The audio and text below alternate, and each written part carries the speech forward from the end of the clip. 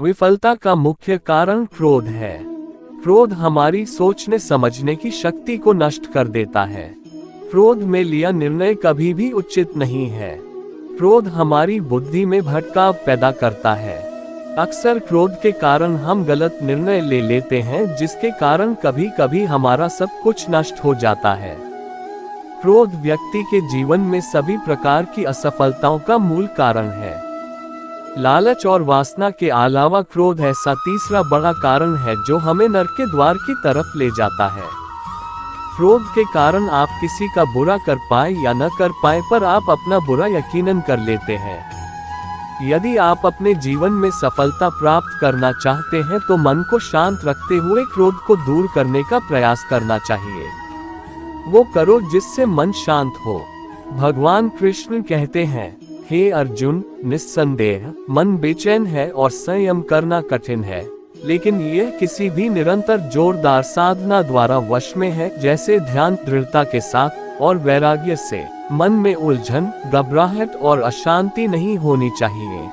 बाहर चाहे कितनी भी बड़ी दुविधा क्यों न हो, यदि आप अंदर से शांत रहते हैं तो आप उस विपरीत परिस्थिति में भी सकारात्मक ऊर्जा महसूस करेंगे और सही निर्णय ले पाएंगे, जो वांछित लक्ष्यों को प्राप्त करने में मदद करता है। यदि आपको सफल होना है तो ध्यान एक व्यक्ति को सभी दुखों को दूर करने में मदद कर सकता है। ध्यान के द्वारा आपका मन शांत रहता है। अपनी शक्ति को पहचाने।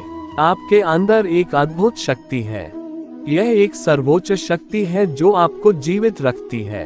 आप कुछ भी कर सकते हो। इस छिपी हुई शक्ति पर हमेशा विश्वास करो। आप जो कर रहे हो उसे पूरे विश्वास के साथ करो।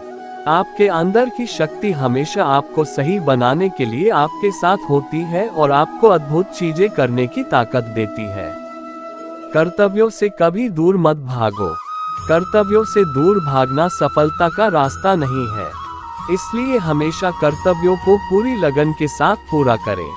कर्तव्य हमारा अपने लिए भी है, अपने माता पिता, परिवार, मित्र, शिक्षक, देश एवं समाज सभी के लिए होता है। इन सभी के लिए हमारी नैतिकता जो कुछ करने के लिए कहती है वही हमारा कर्तव्य है। बिना अपेक्षा के हमें जो करना चाहिए वही कर्तव्य की श्रेणी में आता है। कभी संदेह मत कीजिए। भगवद गीता के अनुसार एक संदिग्ध व्यक्ति को इस दुनिया में शांति नहीं हो सकती है। संदेह करने वाला व्यक्ति दूसरों पर ही नहीं बल्कि खुद पर भी संदेह करता रहता है और अपने लक्ष्य को कभी भी हासिल नहीं कर पाता। आप जो भी कर रहे हैं उसे पूरे विश्वास के साथ करने से ही आप सफल हो सकते हैं। यदि आपको यह संदेह है कि आप सफल होंगे या नहीं तो आप अपनी ही सफलता पर संदेह कर रहे हैं। जहां संदेह होता है वहां विश्वास नहीं होता। इसलिए कभी संदेह मत कीजिए बल्कि अपने आप पर पूरा विश्वास रखकर आगे बढ़िए। डर का सामना करो। डर से बचने का सिर्फ एक ही तरीका है कि उसका सामना किया जाए।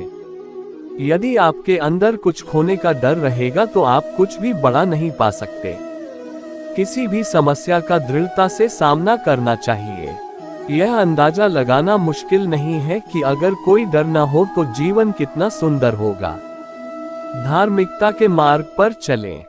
महाभारत में एक स्थिति थी जहां अर्जुन दुविधा में थे और वो कृष्ण से पूछते हैं कि क्या वह अपने ही भाइयों के खिलाफ लड़ने के लिए सही है। कृष्ण ने उत्तर दिया कि तुम बुराई से लड़ रहे हो, चाहे वे तुम्हारे भाई ही क्यों न हो। बुराई को नष्ट करना सही है। चाहे जो भी परिस्थिति हो, हमेशा धार्मिकता के मार्ग पर चलो। ध्यान करो और अपनी आत्मा से पूछो कि क्या सही है। आपके अंतरात्मा की आवाज भगवान की आवाज होती है। भगवान की आवाज को अंतरात्मा की आवाज के रूप में सुना जा सकता है और यह केवल तब किया जा सकता है जब हम कुछ समय के लिए शांत मन से ध्यान करते हैं। परिणामों की परवाह मत करें। कर्म करना आपका कर्तव्य है। परिणामों की परवाह मत करें। आप आपके कर्म, अपने कर्तव्य को नियंत्रण कर सकते हैं, पर परिणामों पर आपका कोई भी नियंत्रण नहीं है। काम का फल आपका मकसद नहीं होना चाहिए और आपको कभी भी निष्क्रिय नहीं होना चाहिए। हमारे अधिकांश फैसले तब प्रभावित होते हैं जब हम उनके परिणामों के बारे में ज्यादा सोचने लगते हैं। यदि सिर्फ आप पुरस्कार के बारे में सोचते रहेंगे तो कर्म कैसे कर पाएंगे?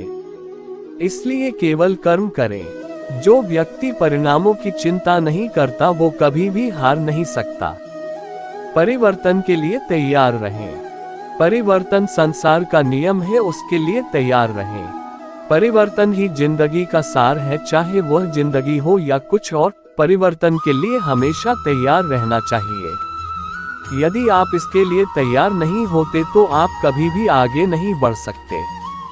इसलिए परिवर्तन जरूरी है। अपने दिमाग को विचारशील बनाइए और मार्ग में आने वाली बाधाओं का सामना कीजिए। हमें यह जानना जरूरी है कि राहें कहां तक जाएंगी तथा कहां तक ले जाना है, इसलिए हमेशा विचारशील बनकर रहिए। उच्च मानक निर्धारित करें। जब आप कार्रवाई के अपने पाठ्यक्रम पर फैसला कर लेते हैं तो अपने स्वयं के सफलता के मानकों को निर्धारित करें। अपनी खुद की सफलता को बेंचमार्क करें और फिर नई ऊंचाई बनाएं। सबसे बड़ी उपलब्धि हासिल करने वालों ने खुद को अधिक से अधिक स्तर हासिल करने के लिए प्रेरित किया है। वे खुद से प्रतिस्पर्धा करते हैं और अपने जीवन के सभी क्षेत्रों में सीखना जारी रखते हैं। वे सफलता और विफलता के साथ मिलते हैं लेकिन फिर भी बढ़ते रहते हैं और उनकी यात्राएं हमें प्रेरित करती रहती हैं और हमारे जीवन को प्रकाश देती हैं। हमेशा विनम्र रहें। श्री कृष्ण सारी सृष्टि के स्वामी थे, फिर भी वे विनम्र थे और अपने बड़ों के प्रति सम्मान दिखाते थे, चाहे वह उनके माता पिता हो, शिक्षक हो या उनके निर्धन मित्र सुदामा। वह उन्हें खुश करने के लिए हमेशा उत्सुक रहते थे। इस वजह से लोग हर जगह उसकी मदद करने को तैयार थे। यदि आप सफल होना चाहते हैं तो आपको हमेशा विनम्र रहना होगा। सभी के प्रति सम्मान दिखाना होगा, क्योंकि विनम्रता सारे सद्गुणों की नींव है। कवि प्रेमचंद ने कहा है, जहां नम्रता से काम निकल जाए वहां उग्रता नहीं दिखानी चाहिए। पूर्ण मनुष्य वही है जो पूर्ण होने पर और बड़ा होने पर भी नम्र रहता हो और सेवा में निमग्न रहता हो। हमेशा एक रणनीति बनाकर चलें। अपनी स्थिति से अवगत रहें और व्यावहारिक रहें। कभी कभी आपको आउट ऑफ बॉक्स सोचना पड़ता है। श्री कृष्ण एक महान रणनीतिकार हैं।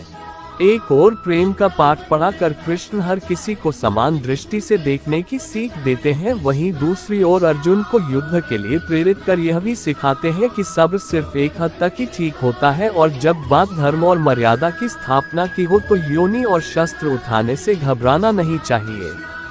एक उचित रणनीति आपको सफलता की ओर ले जाती है।